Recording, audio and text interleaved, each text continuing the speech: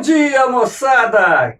Aqui quem vos fala é o professor Eugênio Bastos, canal Geogênio, a serviço dos alunos que gostam de estudar e passar em concursos. Moçada, vamos fortalecer o canal, compartilhem nosso vídeo, se inscrevam no canal, deixem aquele like e caso tenha dúvida, pergunte na parte dos comentários.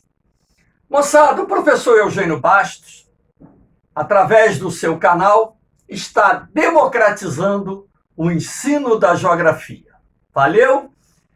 No nosso encontro de hoje, estudaremos Agricultura Brasileira, parte 2. Já vimos a parte 1 e vamos dar continuidade a um assunto da geografia econômica que é muito cobrado em concursos. Vamos começar falando da expansão das relações capitalistas no campo e da Revolução Verde. Uma coisa está relacionada à outra. Professor, o que seria essa Revolução Verde? A Revolução Verde nada mais é do que uma revolução tecnológica que se processou no meio rural dos Estados Unidos no século XX, sobretudo a partir da segunda metade do século XX, e que a partir dos Estados Unidos, essas tecnologias agrárias foram sendo difundidas para vários países do mundo. Estou me referindo a uma nova geração de máquinas e equipamentos para a agricultura, o desenvolvimento dos fertilizantes químicos, dos agrotóxicos, também chamados de defensivos agrícolas, das sementes selecionadas, enfim. Essas novas tecnologias agrárias começaram a ser incorporadas no setor agrícola brasileiro a partir, sobretudo, da década de 1960. Quando, então, a nossa agricultura vai iniciar o seu processo de modernização. Professor, a Revolução Verde trouxe algum benefício para o setor agrário? Com certeza. Ela foi de suma importância para o aumento da produtividade agrícola. Um hectare de terra hoje produz muito mais do que produzia há 70 anos atrás.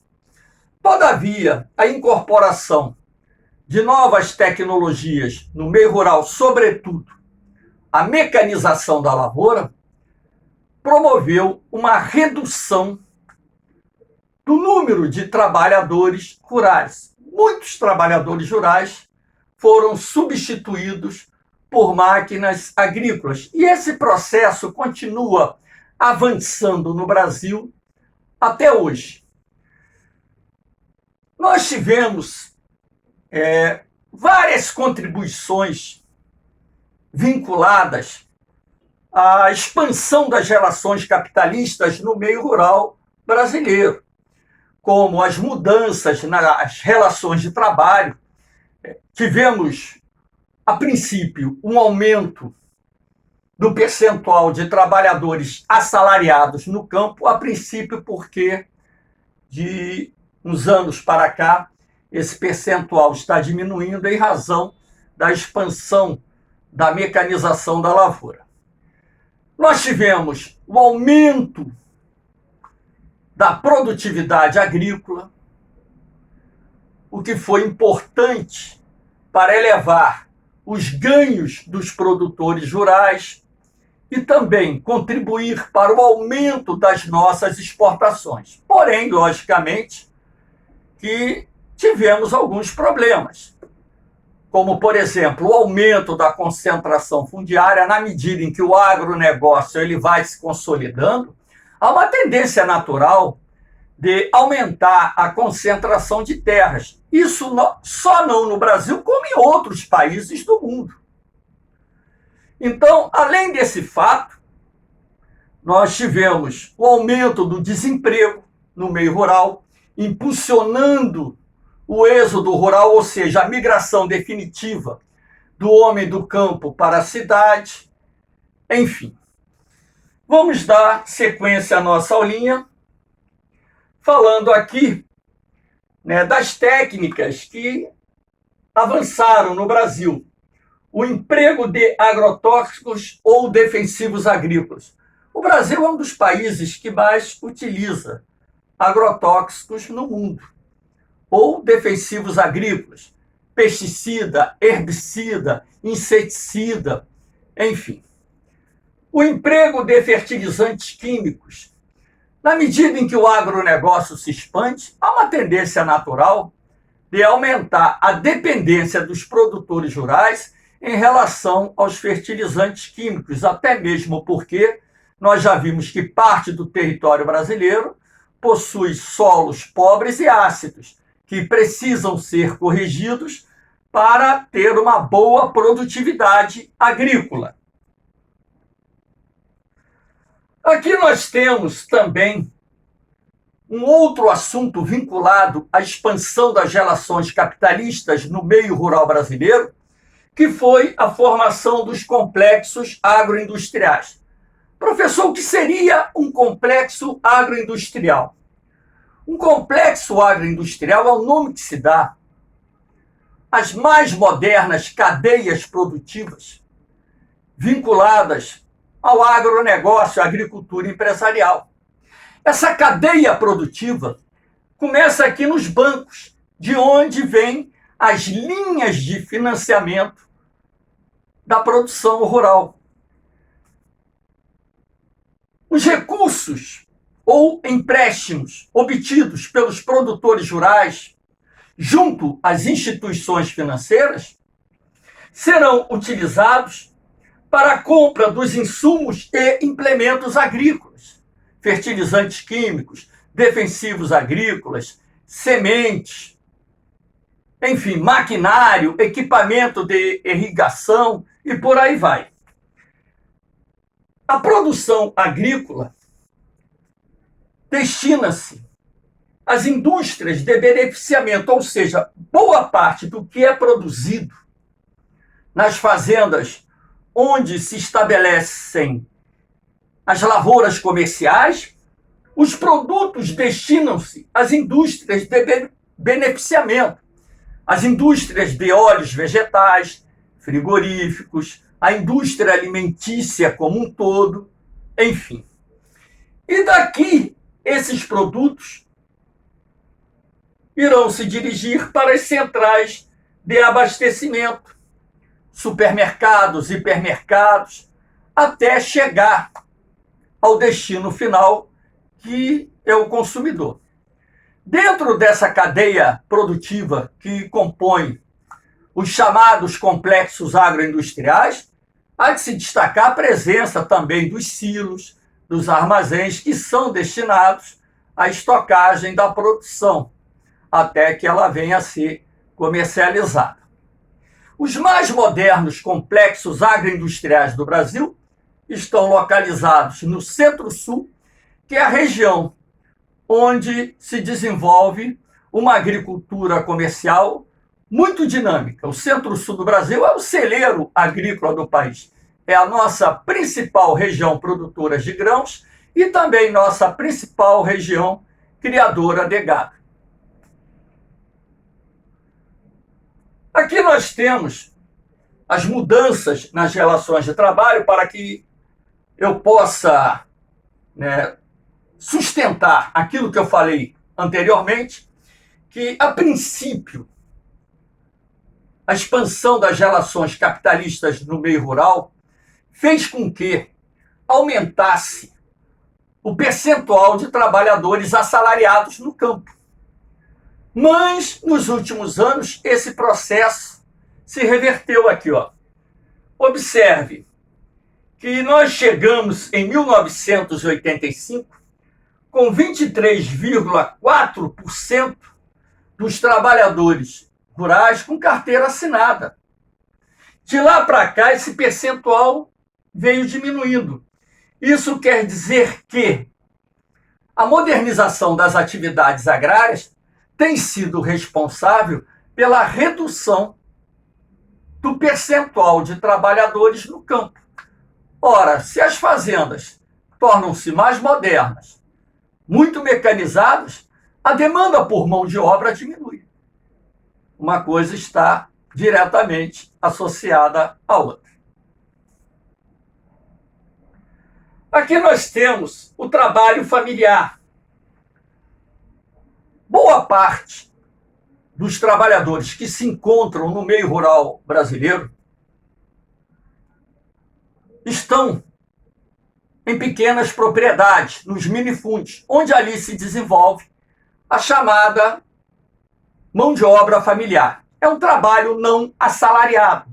Ou seja, esses trabalhadores não só produzem para a subsistência da família, assim como o excedente é comercializado nas cidades. Temos essa imagem aqui, mostrando uma horta, o casal feliz, colhendo alface.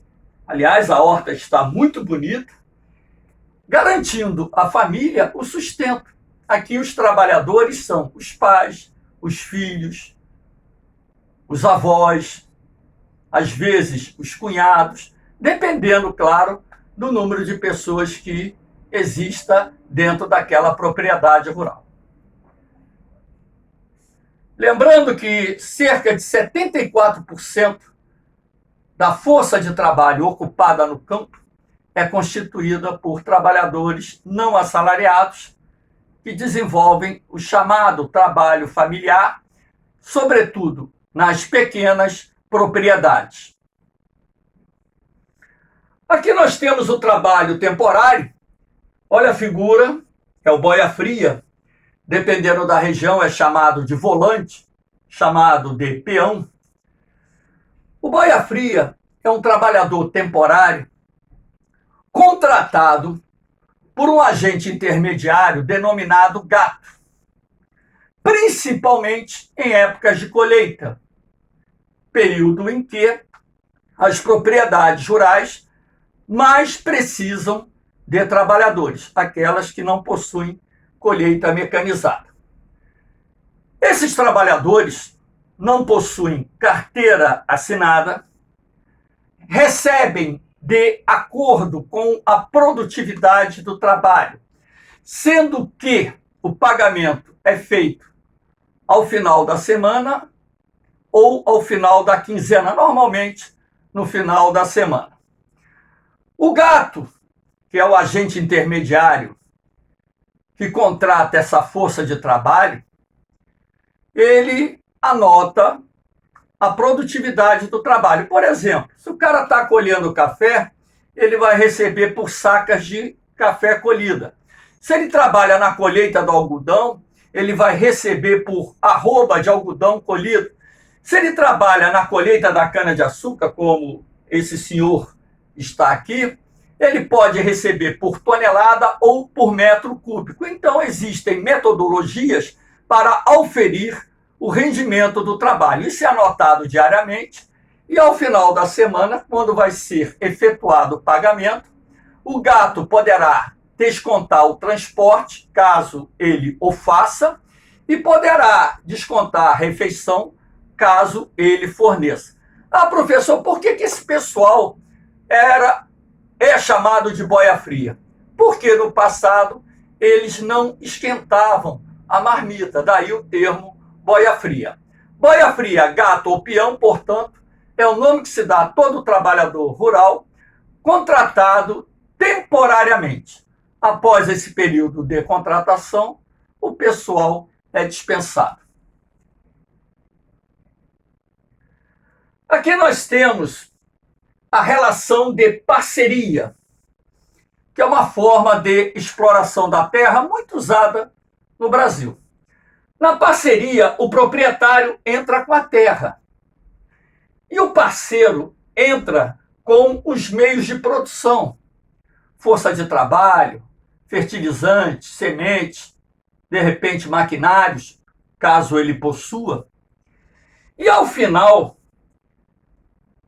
o parceiro irá dividir o lucro com o dono da terra. Na relação de parceria, normalmente a metade fica com o parceiro e a outra metade fica com o proprietário da terra. Tudo depende do acordo que vai ser firmado entre as partes. Quem fica com a metade é o meeiro. Então, na parceria, você tem aquele personagem chamado de meeiro, que é a pessoa que fica com a metade daquilo que foi produzido. Em alguns casos, uma das partes ficará com 1/3 do que foi produzido. Então, aí nós temos o terceiro. Tudo vai depender, portanto, do acordo firmado entre o parceiro e o proprietário da terra. Uma outra forma de exploração da terra é o arrendamento. O arrendamento da terra nada mais é do que uma espécie de aluguel. O proprietário da terra, ele aluga a propriedade ou parte da propriedade para um arrendatário durante um determinado período. E vai receber em troca um certo valor como forma de pagamento. Então, ora, ele pode receber em espécie ou pode receber em parte da produção a quantidade equivalente ao valor do arrendamento. Por exemplo, o cara arrendou lá a terra por 100 mil por 6 meses. Arrendou lá 1.000 hectares por 100 mil. É uma suposição. Então, o cara pode pagar ao dono da terra em espécie ou pode pagar em produto. Quantas sacas de soja, por exemplo, serão necessárias para eu pagar os 100 mil reais ao dono da terra? 1.500 sacas de soja. Eu vou, entrego 1.500 sacas de soja ao dono da terra para quitar o arrendamento da mesma. Então, o arrendamento é uma forma de aluguel que se estabelece entre o dono da terra e o arrendatário. Também é uma prática muito comum aqui no Brasil. Aqui nós temos os principais impactos ambientais derivados da expansão da agricultura ou da agropecuária no meio rural brasileiro. A contaminação química, temos aqui um personagem utilizando um defensivo agrícola. Essa contaminação química pode ser provocada não só pelo emprego indiscriminado de agrotóxicos, assim como fertilizantes químicos. Esses produtos podem contaminar o lençol freático, porque a água da chuva vai levá-lo até os mananciais subterrâneos, assim como pode contaminar um riacho, um córrego, um rio, porque a água da chuva, através do escoamento superficial, levará esses produtos químicos até um curso fluvial. Isso pode provocar, e normalmente provoca, a morte de vários tipos de animais. Além, é claro, de gerar contaminação no ser humano quando o mesmo não está devidamente protegido. Então, repare que esse cara só está usando uma máscara e uma luva. Esse aqui não é o equipamento mais adequado para pulverizar uma lavoura. Então, as EPIs são muito importantes para a produção dos trabalhadores rurais que trabalham com a pulverização de lavouras através do processo manual ou mecanizado. Aí você tem o desmatamento, na medida em que o agronegócio ou a agricultura se expande, o desmatamento avança, agricultura e pecuária não coexistem necessariamente com a presença de florestas, então é comum promover desmatamentos para limpar o terreno, objetivando o preparo da terra para o plantio de pastagens ou o preparo da terra para o plantio de culturas, produtos agrícolas. Aqui nós temos a desertificação, que ocorre em função do manejo inadequado do solo em vários pontos do território brasileiro. Hoje existem núcleos de desertificação, principalmente lá no Nordeste, sertão nordestino. Nós temos a erosão do solo, aqui nós temos a visão de uma vossoroca, um grande buraco que se formou no solo, em função também do manejo inadequado do solo para o plantio de pastagens ou simplesmente para o cultivo de uma lavoura qualquer. No Brasil, a cada ano, milhares e milhares de hectares de terras produtivas são perdidas através dos processos de erosão e degradação do solo.